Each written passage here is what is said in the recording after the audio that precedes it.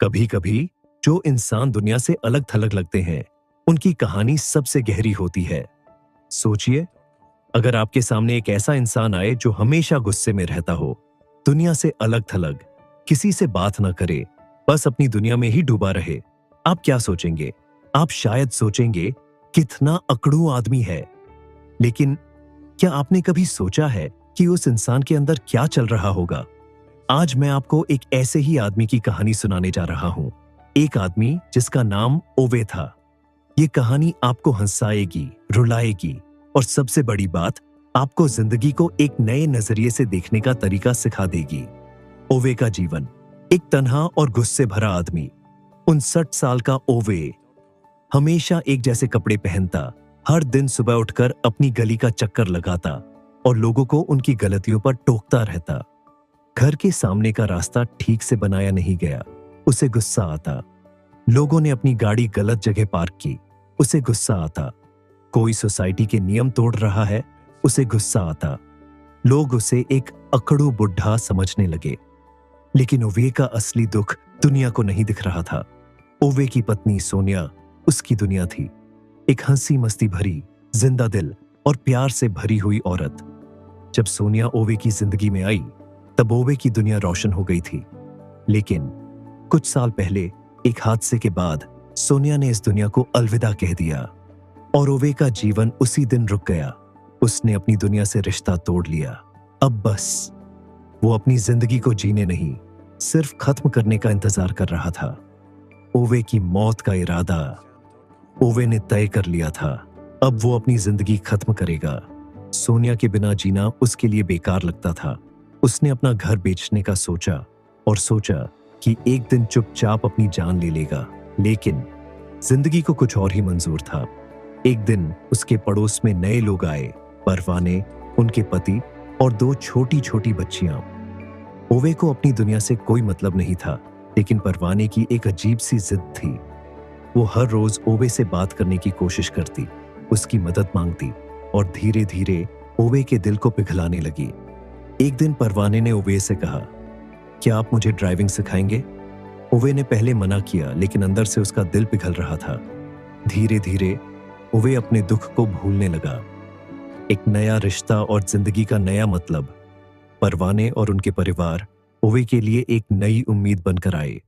ओवे को पहले लगता था कि उसकी जिंदगी बेकार है, लेकिन जब उसने देखा कि कैसे लोग उसकी मदद मांग रहे हैं, उसे अपना समझ रहे हैं, उसकी जिंदगी में एक नए रंग भरने लगे। एक दिन परवाने के पति की कार बंद पड़ गई, तो ओवे ने बिना सोचे उनकी मदद की।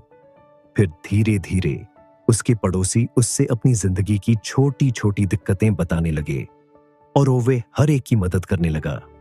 वो आदमी जो पहले अपनी मौत का इंतजार कर रहा था, अब दूसरों के जीवन में रंग भरने लगा।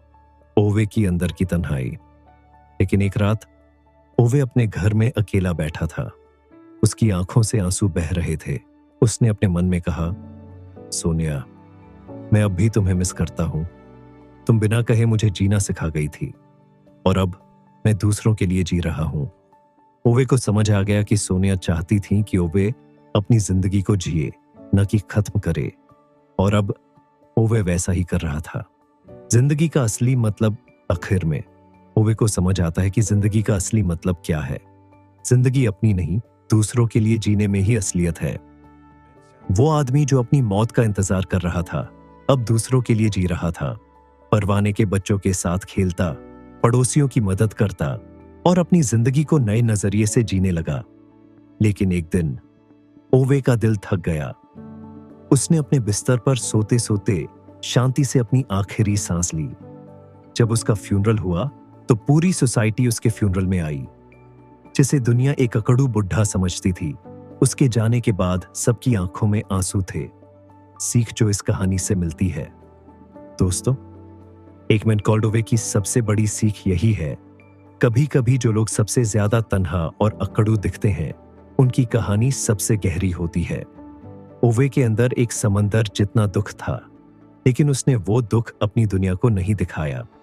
लेकिन जब नए रिश्तों ने उसकी जिंदगी में कदम रखा, उसका दुख धीरे धीरे पिघलने लगा।